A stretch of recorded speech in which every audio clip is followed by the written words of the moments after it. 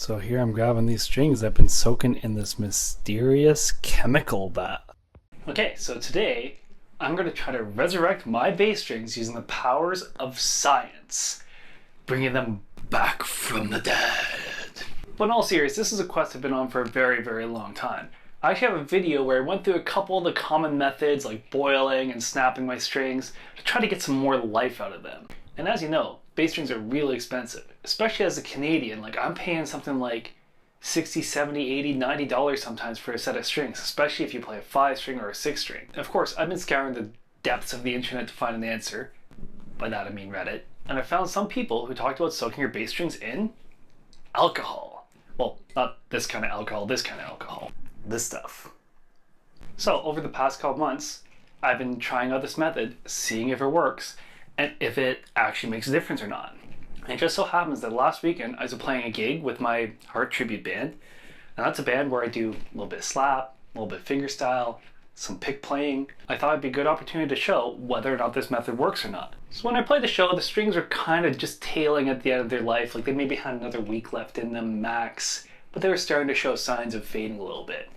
When I got home, they were completely dead. So what I did was when I got home, I used the dead strings I had on this bass and re-recorded a couple parts. Then I took strings that I've actually been soaking for about a month in alcohol already that were dead a long time ago, put them on this bass and tried to see, is there a noticeable difference?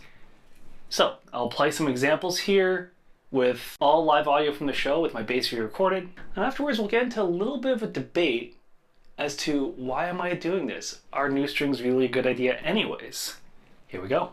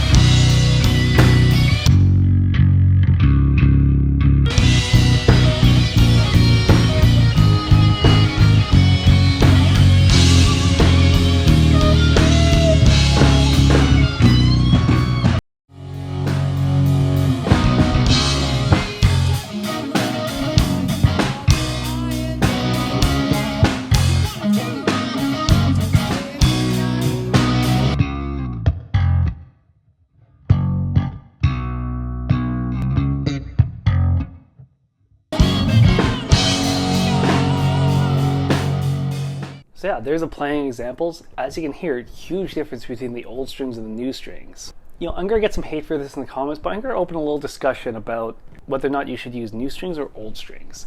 A lot of people are really pro old string, and I definitely get it. Like, they kind of have a sound to them. But there's two things that I think a lot of people miss when it comes to the old versus new debate. Well, I guess technically three. The first one is that people always talk about that new string sound. Like, this is unplugged, but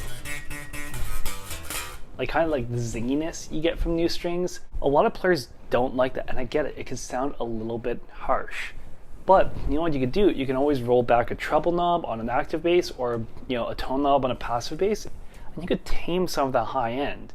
And I always say it's better to cut frequencies you don't want than try to like boost frequencies that don't exist. Like if I boost my treble knob on dead strings, I'm not going to get anything pleasant. The other thing is, and I'll put up a graphic here of one of my playing examples with the EQ, as you can see, there's actually more low end in a newer sounding string. So if your issue really just is that zinginess, you can tame that back and you can still get this massive low end that helps support the band. The other kind of bonus things I have to say about new strings is that I really value consistency in my playing, and I don't want to like one gig to the next have wildly different tones. So being able to like constantly refresh a set of strings across a span of shows is super useful. And also, remember how the bass sounds in context. That zinginess I was talking about, that overwhelming top end and bite, might sound too much on its own, but when you listen back to those playing examples, I was noticing the new string examples, if I listen to the sound of the whole band and not just focus on my bass, the ones with new strings, the band sounds alive and energetic, and the ones with old strings, the band kind of sounds like phoning it in, almost like, sounds kind of dead, just like the strings. So that's it for my video today on strings. If you're curious about the rig I'm using, I have a full video on my rig and how I built it and what I use. I also have a whole video on the impulse responses I'm using and why. And yeah, let me know in the comments what you guys think about the new versus old string debate, or if you have any tricks of your own for refreshing strings, or if you got any use out of this. I'm sure I definitely stirred up a whole can of worms here. Anyways, thanks for watching, and I'll see you next time. Bye.